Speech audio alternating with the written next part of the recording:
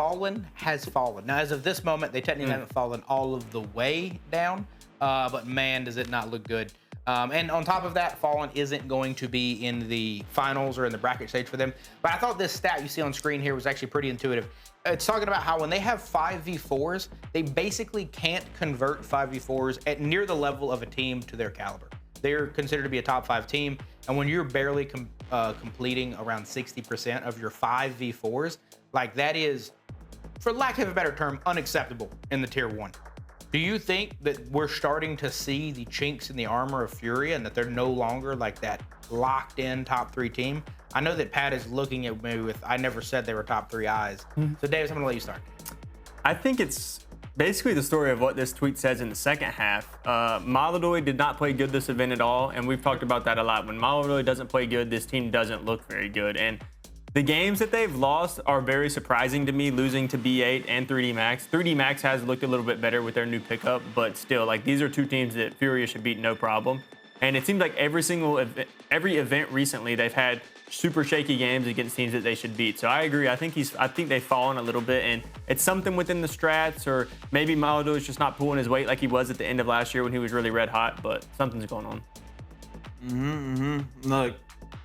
This is Furia, guys. Okay. Welcome. This is their MO right here. Okay.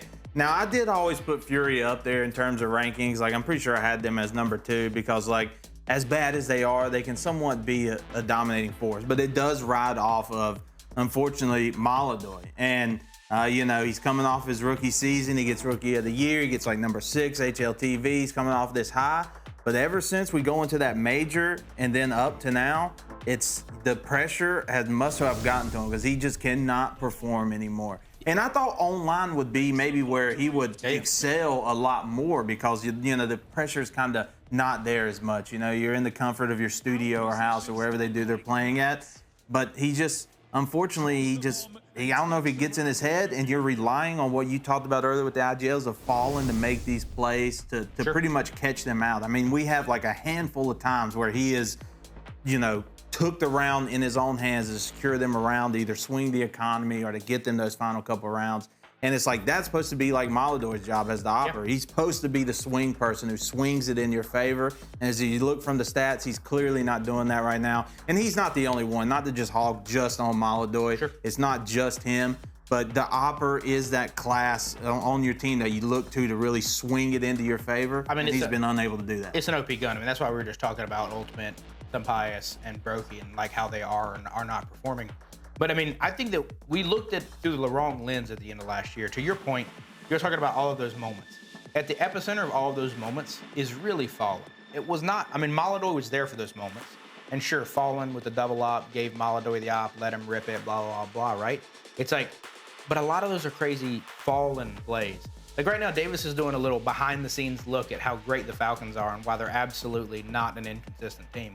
And in that, you showed a play, or you're looking through a play that has Fallen absolutely coming from the depths, winning an unwinnable round, and securing Fury an improbable win over the Falcons. But it's Fallen. It's always Fallen. It's always somehow comes to him doing some magic. And I think, one, knowing that he's not going to be in the bracket, this team's playing for sure a little flat. They look a lot not like themselves. But then also, it's like, last year we gave Maladoy the HLTV number 6 Player of the Year award. Does he look like the number 6 best player in the world? No. He did at the end of last year. He did for a couple weeks, maybe months at the end of last year. But even for all of last year, he didn't look like that. And yeah, he had a little bit of a burner. But like Heavy Gods had a little bit of a burner. There's a lot of players that have been in on a couple tournament burner. And it's like, it just feels like this might be what we should expect. And if this is what we should expect, there's no chance Fury are a top 3 team. They're a top 8 team, and they're capable of winning if they get hot. But they're not consistent enough for that. I mean, they almost got 0-3 tier. They went 0-2 down. That's insane.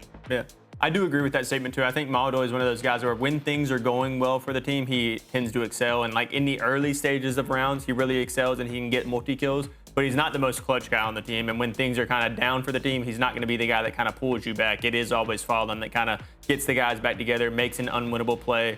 look winnable, and then he just turns the game around for them. So I think that's what they're struggling with right now. They're not kind of riding the high like they were anymore. So Maladoi isn't producing as many crazy kills and multi-kills, and they're kind of trying to figure out how they can get back on their feet. The concerning thing to me is not just this tweet, but it's, Fallen has been saying for the past 18 months or so, not that he's about to retire, but kind of that he's looking forward to retirement, and that it's closer than it is far. And it's like he might retire after any major at this moment. And if he retires, this team is pretty checked. Yeah. Because he is the backbone, he is the survivability, he is the clutch factor. I mean, to me, the next best player on the team that's consistent is Quesarado, and I think he does a great job, but he's nothing compared to Fallen in regards to clutchness. Yeah. And then I don't know that Fallen is the best IGL in terms of playmaking, but in terms of closing, in terms of like actually securing you rounds, like there's going to be no replacement as good as him. Yeah, 100%. I would say gun skill wise, he's top two. I think him and Blitz are like the top two IGLs as far as their ability with the rifle. Yep. But Fallen's way more clutch than Blitz, and he's been in the big time moments. He can, when you're on the major stage, for example, and like you need a big time play, Fallen can pull that off. Versus there's not many IGLs that you really trust to do that on any team. Totally.